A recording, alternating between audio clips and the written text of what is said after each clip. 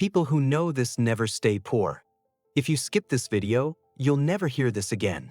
Not because it's forbidden, but because nobody teaches this rule on purpose. And the people who know it never stay poor. Most people believe money is about working hard. They believe effort equals reward. They think if they work longer hours, sacrifice more, and stay patient, money will eventually come. That belief feels logical. It feels fair. And it's completely wrong. Look around you. Millions of people work hard their entire lives and still struggle every single month. They wake up early. They stay late. They give their best years to their jobs. And yet they live paycheck to paycheck. That's not bad luck. That's not low intelligence. That's conditioning. From a very young age, you were trained to see money in a specific way. Not as a tool, not as leverage, but as something to spend. You were taught to ask one question whenever money appears. Can I afford this? That question sounds responsible, but it's one of the most dangerous questions you can ask, because it traps your thinking in the present moment. It never asks what happens after the money is gone. Wealthy people don't ask if they can afford something. They ask what that money will do once it leaves their hands. Will it come back? Will it grow? Will it create leverage? Most people never learn to think this way, so they repeat the same pattern for decades. Money doesn't disappear randomly. It reacts to behavior. When you spend money to feel better, money learns it's temporary. When you rush to buy things, money learns there is no control, and money avoids chaos. This is why emotional spenders always feel broke. Even when their income increases, they're more, but they spend faster, not because they're careless, but because nobody taught them structure. Here's something uncomfortable most people never hear. Hard work alone has never created wealth. Structure has.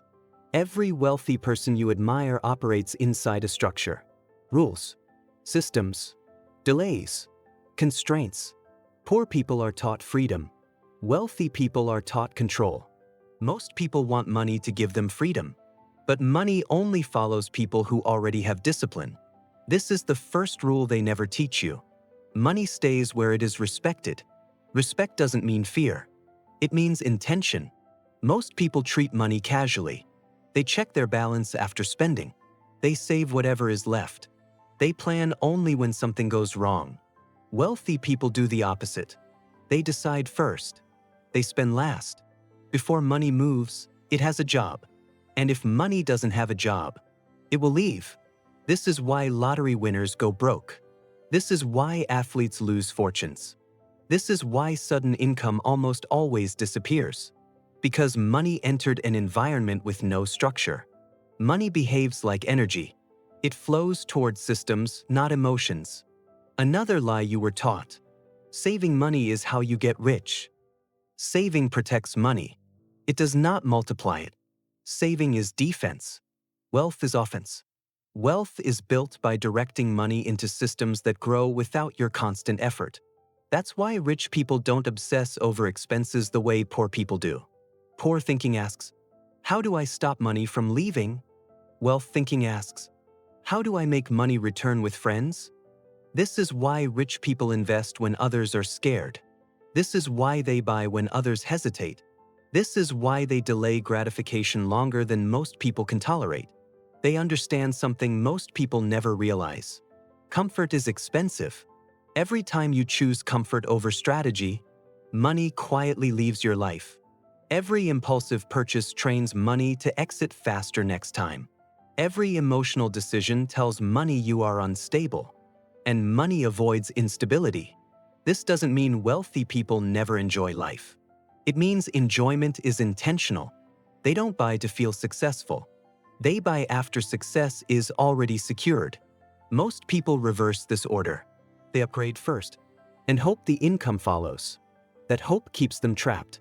Here's the second rule they never teach you. Money follows identity. If you see yourself as someone who gets by, money will stay temporary. If you see yourself as someone who builds, money will behave differently. Rich people don't think short-term, not because they are smarter, but because they train themselves to delay emotional rewards. They don't chase relief. They chase leverage. They don't ask, how does this make me feel today? They ask, where does this put me in 5 years? Most people never ask that question. And because they never ask it, they never escape the cycle.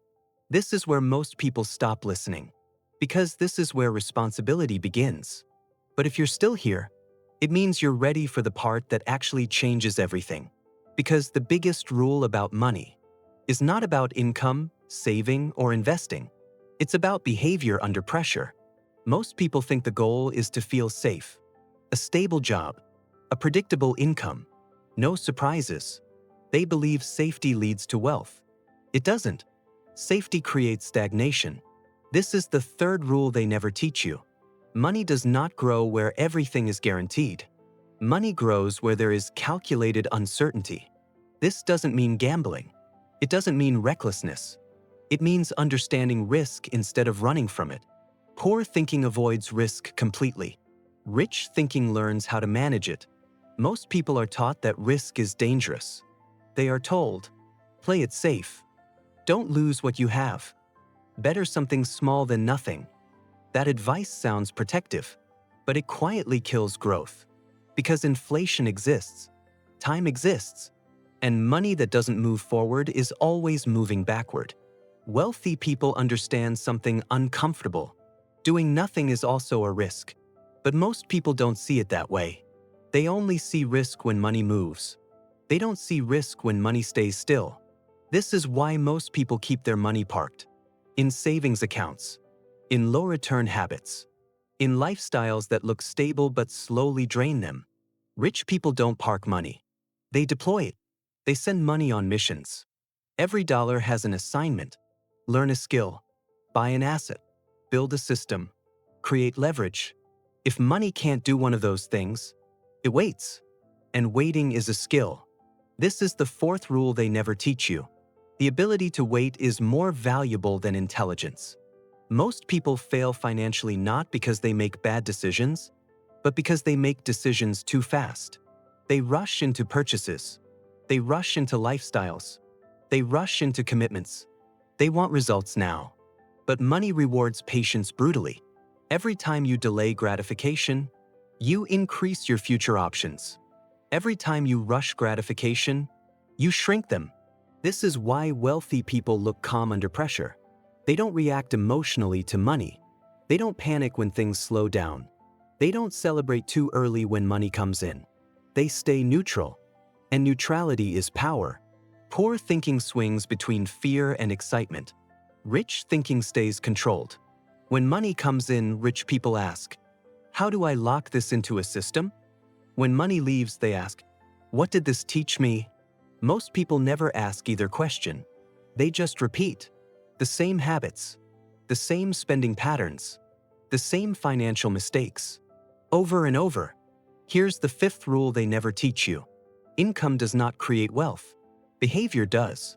You can double someone's income, and they will still be broke if their behavior stays the same. This is why promotions don't fix people. This is why raises don't create freedom. This is why many high earners are still stressed. Money magnifies who you already are. If you are impulsive, money makes you more impulsive. If you are disciplined, money rewards you faster. This is the real reason wealthy people obsess over habits. Not motivation, not hustle. Habits. They track, they review, they adjust. They don't guess. Most people treat money emotionally. Rich people treat it strategically. That's why wealthy people often seem boring. They repeat what works. They avoid unnecessary drama. They don't chase excitement with money. They chase predictability in systems, not in life. This leads to the most important rule of all. Money follows structure, not desire. Wanting money doesn't attract it. Working harder doesn't guarantee it. Dreaming about it doesn't move it. Structure does. Budgets are structure. Investments are structure. Skills are structure. Systems are structure. Every wealthy person lives inside structures they built on purpose. Most people avoid structure because it feels limiting. But structure doesn't limit freedom. It creates it. Freedom without structure is chaos. Chaos repels money. This is why money leaves people who act desperate. Desperation signals instability. Instability signals danger. Money avoids danger. But when you act disciplined, when you act strategic, when you move slowly and intentionally, money stays. And when money stays long enough, it grows. That's the final rule they never teach you. Money doesn't want you to chase it. It wants you to become someone it can trust. When you become predictable with your decisions, money becomes predictable in your life. When you respect money, money respects you back. This is why people who know these rules rarely talk about them, not because they're secret, but because most people don't want to hear them.